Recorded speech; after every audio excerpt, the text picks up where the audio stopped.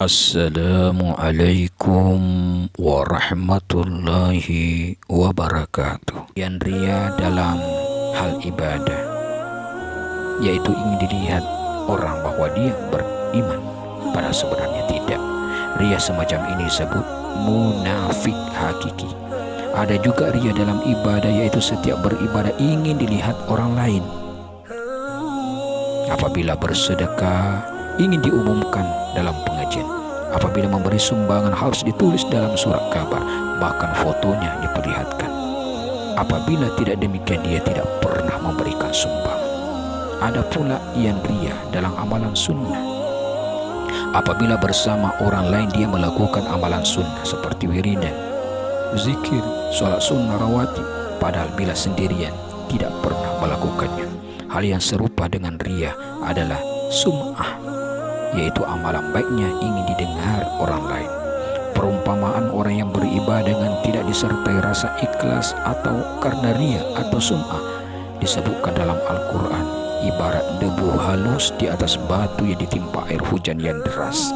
Dengan demikian, Al-Fakir mengajak kepada diri sendiri dan kepada hadirin yang dimuliakan Allah Subhanahu wa Ta'ala, pendengar pemirsa yang dirahmati Allah Subhanahu wa Ta'ala, untuk mendasari ibadah kita, lakukanlah dengan niat yang ikhlas.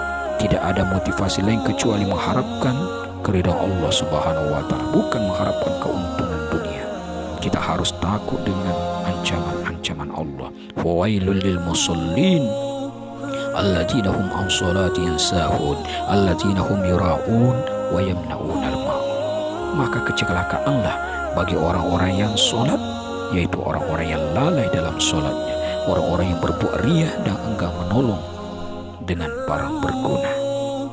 Dalam hal ibadah, yaitu ingin dilihat orang bahwa dia beriman, padahal sebenarnya tidak.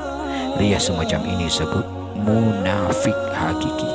Ada juga ria dalam ibadah, yaitu setiap beribadah ingin dilihat orang lain. Apabila bersedekah ingin diumumkan dalam pengajian.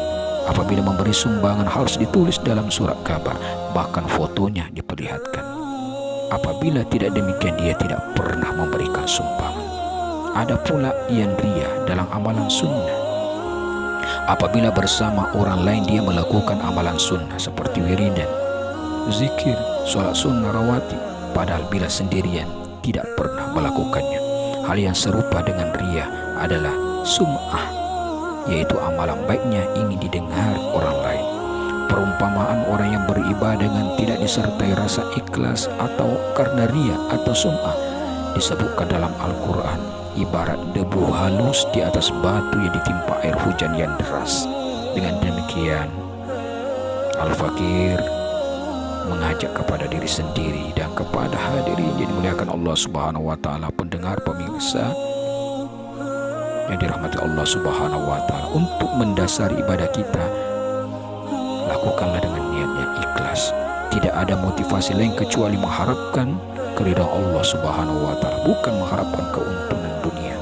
Kita harus takut dengan ancaman-ancaman Allah. Fawailul lil musallin alladzina hum an salatihim sahun alladzina hum yura'un wa yamna'unal ma'un. Maka kecelakaanlah bagi orang-orang yang sholat, yaitu orang-orang yang lalai dalam sholatnya, orang-orang yang berbuat riya dan enggan menolong dengan barang berguna. Demikian Al-Fakir dapat sampaikan dalam tausiah ini. Mudah-mudahan ada manfaatnya buat pribadi dan umumnya para saudaraku kaum muslim wal muslimat. Yang benarnya dari Allah Subhanahu wa Ta'ala. Ketika ada kehilapan dan kesalahan itu dari pribadi, Anda sendiri mohon dimaafkan dan terima kasih. Dan kepada Allah saya mohon ampun. Dakwahum fiha subhanakallahumma wa tahiyyahum fiha salam wa akhiru da'wana alhamdulillah rabbil alamin. Summa salam. Wassalamualaikum warahmatullahi ta'ala wabarakatuh.